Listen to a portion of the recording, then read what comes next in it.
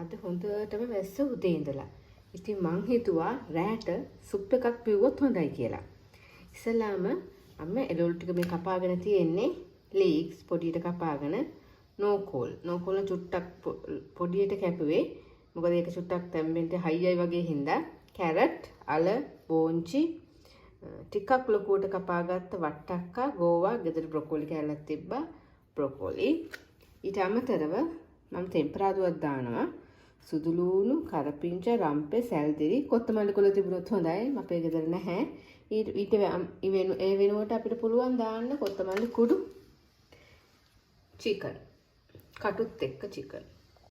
ආචරයක් ලිපේ තියලා ඒකට බටර් චුට්ටක් එකතු කරන්න. ඒක රත් වුණාම සුදු ලූණු, කරපිංච, රම්පේ ඒක දාලා පොඩ්ඩක් ටෙම්පරාදුවක් කරගන්න. ටෙම්පරාදු වේදෙන්නේ හොඳ සුවඳක් එනවා.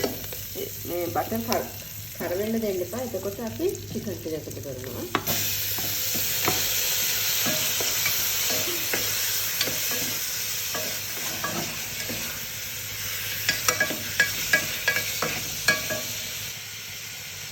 ලුණු පොඩ්ඩක් පස්සේ බලලා අඩපාඩු හදාගන්නවා. ඉස්සෙල්ලා කියන්න අමතක වුණා තක්කාලි ගෙඩියක් ඕනේ. ඒකටම සැලඩි ටිකක් දාන්න. ටික හිමීට කොහොමද දාන්න. කැරට්, අල, බෝංචි,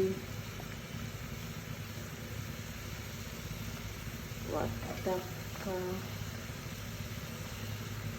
ගෝවා, ලීක්ස්, නෝකෝල්, ඊට බ්‍රොකොලි කලවම් කරලා අපි දැන් මේකට වතුර දාන්න ඕන. වතුර ගොඩකට දාන්න එපා. ඒක රස නැති වෙනවා. මේ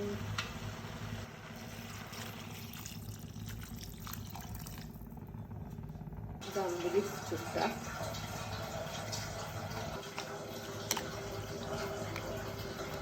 දැන් මේක තමයි තියෙන්නේ. දැන් මම මේකෙන් ටිකක් අයින් කරගන්නවා බෝල් එකකට. මස් ගන්න එපා. මම මස් ගන්න නැහැ. මොකද මම කටුත් එක්ක දාපු හින්දා. කටු දාපු නැති එක්කෙනෙක් නම් කමක් නැහැ. මේ මසුත් මම මේ බ්ලෙන්ඩ් කරන්නයි යන්නේ. එතකොට උකු වෙනවා. අපිට එතකොට මේ කෝන් ෆ්ලවර් හරි මොනවා හරි දාලා උකු කරන්න ඕනේ.